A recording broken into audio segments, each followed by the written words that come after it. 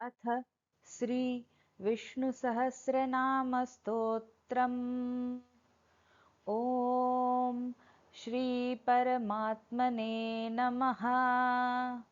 नारायणं नमस्कृत्य नरं चैव नरोत्तमं देवीं सरस्वतीं व्यासं ततो जयमुदीरयेत्।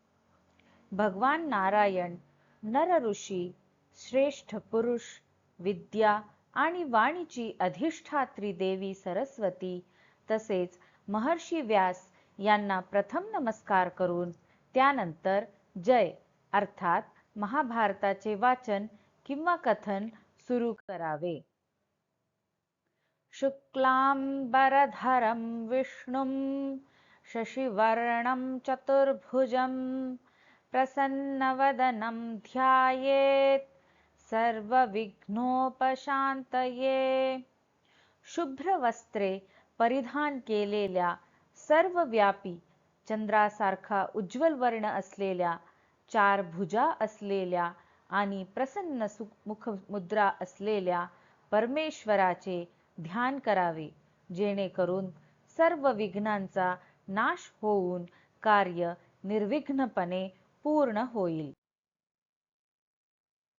व्यासं वसिष्ठनप्तारं शक्तेः पौत्रमकल्मषं पराशरात्मजं वंदे शुकतातं तपोनिधिं.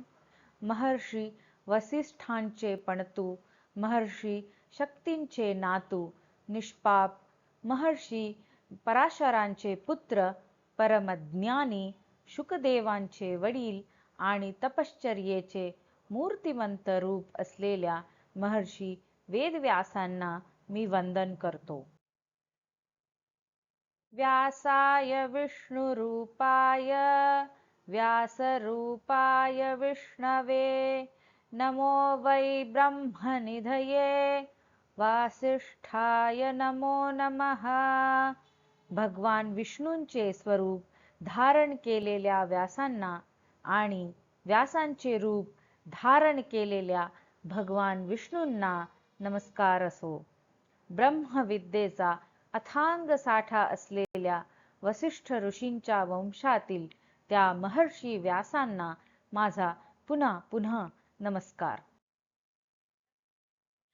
अविकाराय शुद्धाय नित्याय परमात्मने सदैकरूपरूपाय विष्णवे सर्वजिष्णवे. ज्यांना कोणताही विकार होत नाही, जे पूर्णपणे शुद्ध आहेत, जे नित्य आहेत, जे सर्वांचे परमात्मा आहेत, जे सदैव एकाच स्वरूपात स्थित आहेत आणि जे सर्वांवर विजय मिळवणारे भगवान विष्णू आहेत, त्या प्रभूंना माझा नमस्कार असो.